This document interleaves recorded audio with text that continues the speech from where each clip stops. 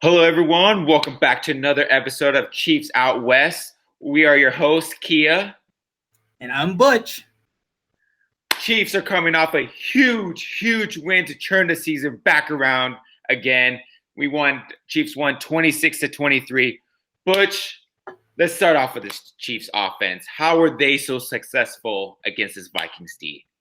Yeah, I mean, you said it, right? Successful. And that's what we talked about, when we were going into the game preview last time. It's not so much about – I think a lot of people get caught up without Patrick Mahomes, what's the Chiefs' offensive identity? How are they going to replicate all these 1,000-yard plays that they get and the 50 points that they put up? And Andy Reid continues to show us time and time again that he has a bag of tricks, that he has a number of plays that he can use to put together successful offense.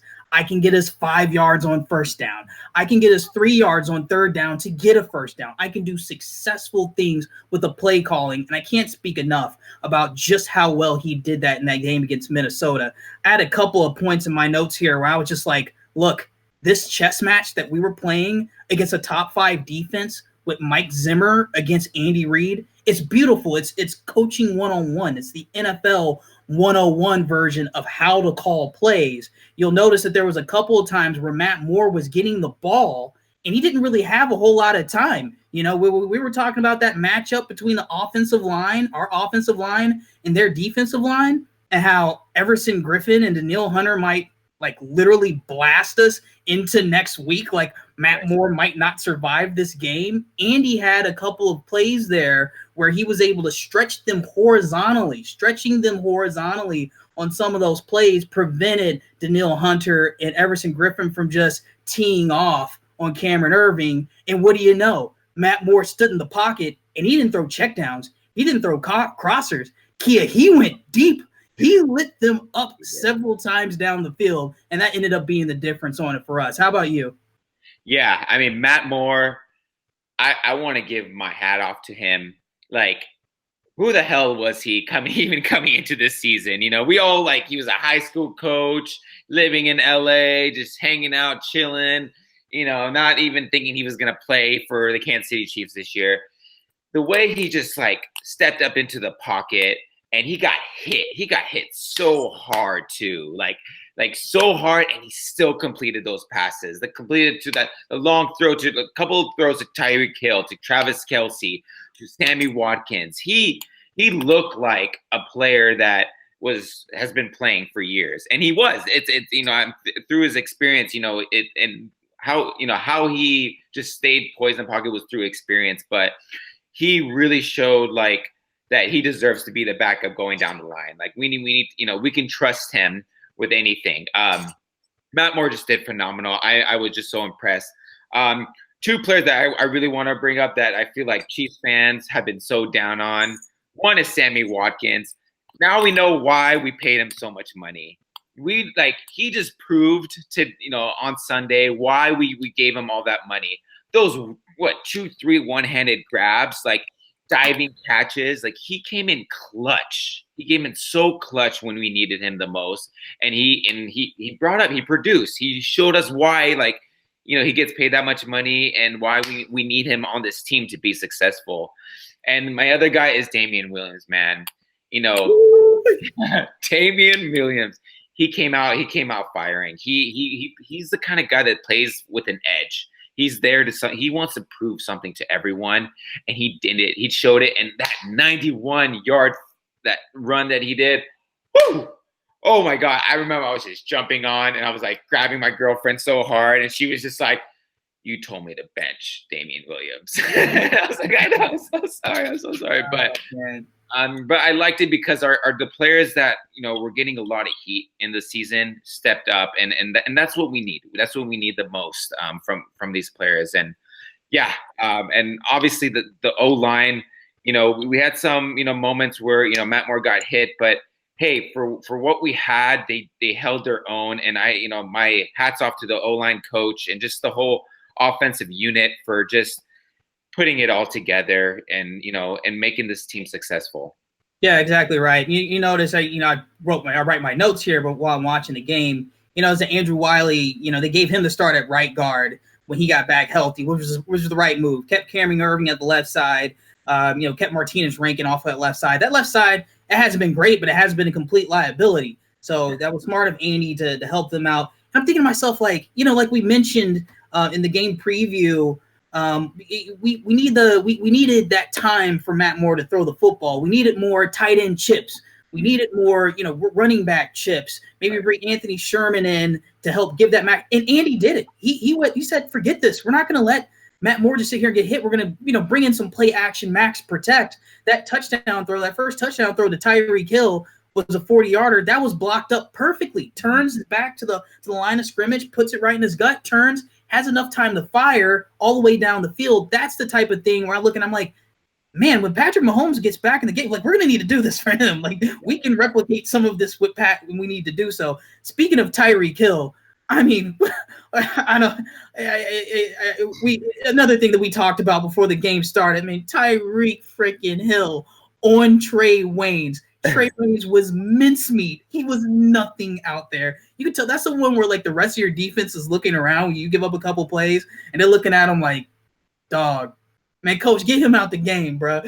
Like, I know. Tyreek Hill just, like, ruined that secondary. Like, they had no answer for him. He was just all over the place. 144 yards, a touchdown. And my favorite part, though, was when he was running with Damian Williams. They actually recorded, like, how fast he was going. He was running 22 miles per hour trying to chase after Damian Williams. And he did a good job. He screened off that secondary so he wouldn't get to him. But, this whole team, Tyreek Hill, if you've noticed, like, every time we sign a big contract to some player, like, they just don't perform as well. I don't remember a player that gets paid and performs well the next season. Tyreek Hill is just showing why he's worth it, and I'm just so happy everything worked well and he's on our team, baby. Yeah, likewise, yeah, absolutely, unicorns. I try to tell people don't know much about the NFL. We have a league full of unicorns, and then within that league full of unicorns, the Kansas City Chiefs have 1% of that 1% with Patrick Mahomes and Tyreek Hill. These are special human beings at what they do that just happen to play for the Chiefs. It's phenomenal. All right. I guess we'll move on to the defense now. Kia, who do you want to highlight? There's a lot to go there, man. Go ahead. Speak on it. Preach. Oh, okay. Honestly, like, I don't even know where to start, but I'll just start on the D-line. We'll just kind of go D-line and go back. But that D-line, let me just start with actually just the coaching. So I thought going into this game, we're just going to blitz the hell out of him. Cousins put him off his feet, make him, like, feel overwhelmed, whatever. I thought Spags was, there was a couple third downs that I was surprised we didn't even run any blitz. We just kept our 4-man rush. I thought we were going to send a fifth one, but we didn't. And I was a little questioning this, like, what are we doing? Like, why don't we just send backs? But then I remember, like, in the Packers game, whenever we did when they threw that screen, that let Jones just run all over us. And I realized that Spags turned things around. Like, they were probably expecting us to send more men so they can run more of those screens and get Dalvin Cook to go loose. But Spags just turned it around and didn't give them what they wanted.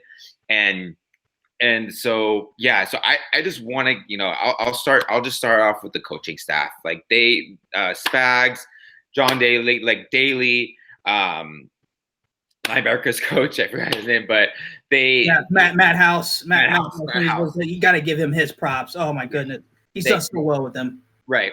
Like, this defense executed. It seemed they had a plan and they went for it and they trusted the system again, and they just fell out. Like, they played exceptional. When we needed stops, they got the stops. Especially the last 2 minutes of the game when the defense suffers the most. They held him and in check. Woo! Oh my God, I'm so pumped. All right, Butch, it's your turn. Go for it. Yeah, man. I mean, exactly right. Yeah, you got to give it up to the coach. And again, the players as well. You mentioned it, right? Like, when teams are going in, like, I guarantee you Minnesota was going into their game planning on offense. They were saying to themselves, they're watching the Green Bay game. They was like, oh, guys, look, when they walk Damian Wilson up, they're going to blitz them through the A gap here. And then when we pick that up, this is how we're going to beat them out the back door. We're going to really mess them up with a couple of these plays. Just wait for it. And they didn't do it. Their ability to scout themselves, to see what they were doing the week before, anticipate that Minnesota was probably going to be prepared for that. And they said, you know what, we're not going to blitz the heck out of you. We're not going to send 5 and 6. They showed it, backed out of it, put 7 in coverage, and either went shell, and they could play their static cover 3. They could play man up. They could double at times if they wanted to, but they were to play their defenses and their coverages behind it to where Kirk Cousins just didn't have anywhere to go. There's times he's sitting back there and he wants to throw the ball out there. He just didn't have anywhere to go. If it weren't for play action passes, I mean, he maybe would have completed 10 balls. Most of his completions came on play action and screen passes. Right. Of course, Adam Thielen not being in the game really hurt him because that's a second deep down the field weapon that they didn't get a chance to exploit. But nonetheless, they still had Steph Diggs. They were still doing pretty decent on a couple of their early drives. They just didn't have enough of that juice. Kirk Cousins didn't basically turn back into a pumpkin. He couldn't throw the ball out there at Arrowhead enough times to be able to beat this defense the way he did. And if it weren't for that McCole Hardman fumble that spotted them 6 points, they probably lose maybe by double digits. Like, that's how bad they looked on offense. And then I got to give it to a couple of players. The first one I got to give it to is Charvarius Ward. Charvarius Ward is knocking down Stephon Diggs. One catch, 1 reception, 4 yards. Man, we talked about this before in the preview. Get this man his second contract. Okay, I think I've seen what I need to see, his length and his ability to play in this defense with Steve Spagnuolo. And Sam Madison's been really coaching him up well. They like this kid, and I like him too. I like his size. I like his ability. This might be time to think about keeping him on. This might be the one cornerback that they keep on the roster. And just lastly, the last point I'll make on the defense, and obviously Chris Jones, pay this man. Yeah. Like, totally. We need to pay Chris Jones. The way he played, and you notice we have some DN depth problems. You know, Frank Clark's not playing, Alex Okafor's not playing. So what do our smart guys do? They play Chris Jones more at DN on these obvious rundowns, so they can place him on the outside. They can put their heavy personnel in the middle, like Joey Ivy and Mike Pennell, who they just signed. And those guys stopped the best running attack in the National Football League. That's 3 games in a row. Maybe 1 game, I'm like, okay, well, they did all right. Let's see about the next. 2 games in a row, okay, you got my attention. 3 games in a row where you're shutting down the run, you doing against the best rushing attack in football. I think we changed the narrative a little bit. Yeah, no. The guys, honestly, the front 7 is just, they're playing way out of their minds. Colin Saunders, Derek Nandi, Mike Pennell, okay.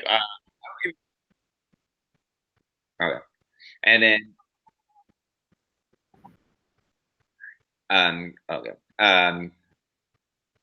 Mike Pennell, like these guys, Mike Pennell, Saunders, and Nandi, man, they were just so exceptional. They were getting double teamed, and they were beating him out, and they were allowing Hitchens and Ragland and Wilson just to get in through that gap and hit that running back, so there would be no long big gains. Like, I was just so excited to watch the defense every time they came up. I just wanted to watch the defense. It was like one of the first times since like Derek Johnson days, when like I was just so excited to watch the defense. Like I've never been this excited to watch them, and they were just so exciting. I loved how they put Chris Jones at the end, and I loved how like they were just switching it up. The D-line was switching up, and like Ragland, Hitchens, and Wilson, they were all attacking. Dude, they were, I don't know, I'm just so speechless. Like they played like what they're playing like what we thought they were going to be like. This is inconceivable. I would have never guessed this at the beginning of the season, to see them play this well. Like, they've completely flipped the script on their entire narrative. Yeah. And so,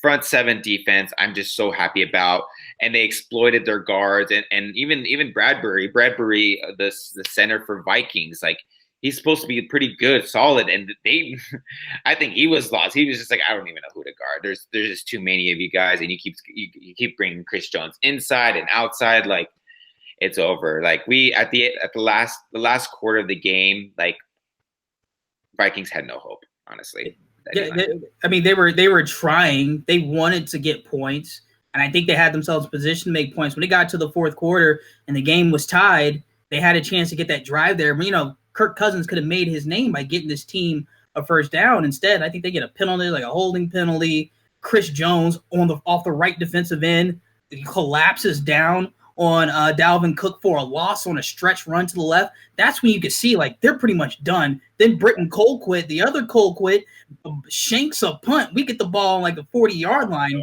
We tried to throw the game away. Like, we really wanted to, like, fumble the game away to them. We almost wanted to screw up twice. But we survived the McCole Hardman fumble. We get our own fumble back.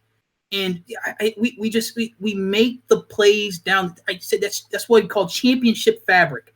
That's the stories that when you're talking about your championship season, you go back and say, hey, but guys, remember, week 9, we were struggling. We could have gone to 5-4. Right. And Matt Moore steps in there, throws a 40-yard bomb to Tyreek Hill. Harrison Butker knocks down all 4 of his field goals on the day. And we shocked one of the best teams in NFC. Those are types of stories that you tell at the end of the season where you're hosting a Lombardi. Right. Oh, yeah. Oh, man. And we got to remember, Butker is just phenomenal. Like he's I don't know, when we like, he is like, who picked him up? Was it Dorsey or Veach that signed him? That was Veach signing. He found him on the practice squad of Carolina and signed him. What a signing. We don't pay attention enough to that signing. Like he's come out clutch many times. Even that kick he did last year in the AFC Championship game, where he tied the game to go overtime. No one knows how hard that kind of kick is in that kind of that type of environment. And he just easily nailed that. And today he showed how clutch he is and how great he is. So kudos to Mr. Butker, man. I love you. There's an actual website out there called harrisonbuttkicker.com. It's hilarious. No, like, it really is just a Harrison Butker stand page. And I want to like hit up whoever created this page so I can start like contributing the content to it, because we can bring him onto the show. Dude, like we need to find a way to hit up Harrison Butker. Just tell us about the intricacies of kicking. That would be the one niche that people don't pay attention to as special teams play because no one cares. But I would love to learn more about it and just write on it. Yeah, of course. All right. Well, we had our week 9 pick'em. During the preview, I'll be honest, Kia, you like really did well. Like, that was not it. I was so terrible with these picks. I got lucky. Well, 13. We gave picks on 13 games.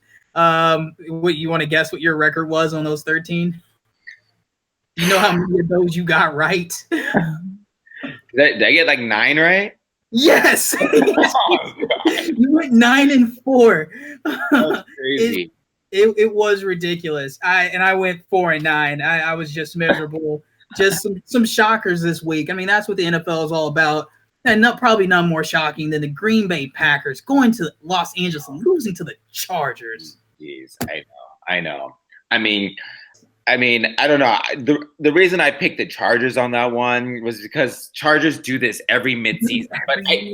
But honestly, I thought this year I was like, okay, they're probably not as good, but they're really bad right now. They're horrible.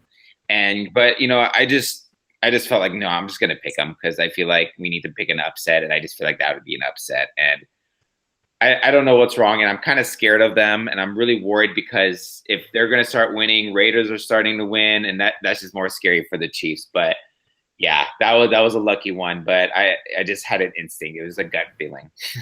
Yeah, it was a good call. Yeah, I mean, you're right. Bosa and Ingram, they're no joke. They're healthy right now, and it doesn't surprise me that they have a game where they terrorize a quarterback as good as Aaron Rodgers and make the Packers look like the Packers of last year. And now they have to go back to the drawing board for the first time in the Matt LaFleur era and start talking about how they screwed up and how they can keep their season from getting destroyed like that again. Another good call of yours. Obviously, Oakland ends up beating Detroit in a wild one in Oakland. I don't know. Detroit, what is Detroit right now? Do they want to be a good football team? I don't know. Yeah, they're so inconsistent, and we don't know who we're getting. Are we? We just don't know what we're getting with them, and Raiders are. and I think the addition of a Tyrell Williams coming into the offense is just boosting them up, and it gives Derek Carr a huge rep in. And Derek Carr is playing out of his mind. He's playing so much better than he is in previous years, and so they're looking scary. Like they're looking scary for the future. I like this future Raiders team. I'm good. We better hurry up and win a Super Bowl because this Raiders team, they're going to be good in the next couple of years. Yeah, John Gruden, he's not about losing. He's won games in this league, and it shows. They have an identity. They're going to win the line of scrimmage, and when they do that, it puts pressure on you. And Matt Stafford, he had a pretty decent game. I mean, he had only one interception and a fumble, but it was costly. It turned into points for the Raiders, and then they get rid of Gary and Conley, and all of a sudden they're doing a little bit better on their back end than what I thought they would be doing. This is crazy. Whatever. Another good call of yours is I'll highlight one more that you called that I don't know. I didn't get it right. You did a good job of calling the. We both thought New England was going to win. That's not good. We both thought Cleveland was going to win. So Cleveland, I know. Of course, they lose on that one. But good job calling Pittsburgh over Indy. Had Jacoby Brissett stayed healthy, though, I would have got it. Yeah. Oh, yeah. I mean, if Jacoby Brissett was healthy, they would have probably won it. Steelers are just playing really hungry. I mean, Connor went out of that game. He wasn't playing, but I don't know. That defense is, I think, really good. I mean, they kind of stepped up later in the game, but I don't know. It just Colts. They were without Hilton.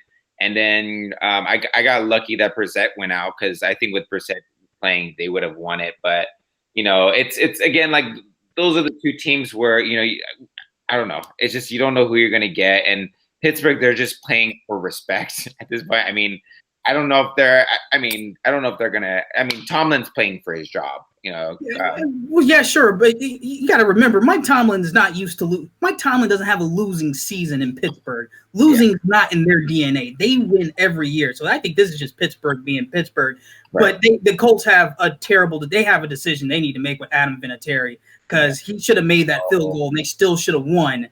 And so this might be it. This might be the end of the road for him. That's tough. Last sort of push here. Thursday night game, Chargers versus Raiders. Kia, who wins? Oh my God, this is going to be a good game. This is going to be a great game.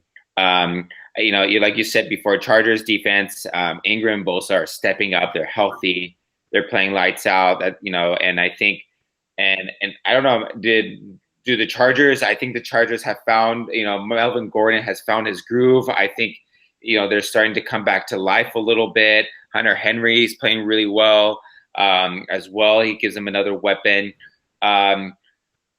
Is this at LA or it actually doesn't even matter because Raider fans just go and show up at Charger games anyway. Right. Yeah, it's basically going to be a home game no matter what. I think this is in Oakland. This is in Oakland. Okay. I'm going to give this to the Raiders. I'm going to go Raiders. I'm going to go Raiders 30. It's going to be, I think, maybe high scoring, 30. It's going to be 31-27 Raiders. I think it's going to be close, really close up. But I think, that Raider Nation, the black hole is going to be too loud and pumped up for that game. And home field advantage is going to win this one.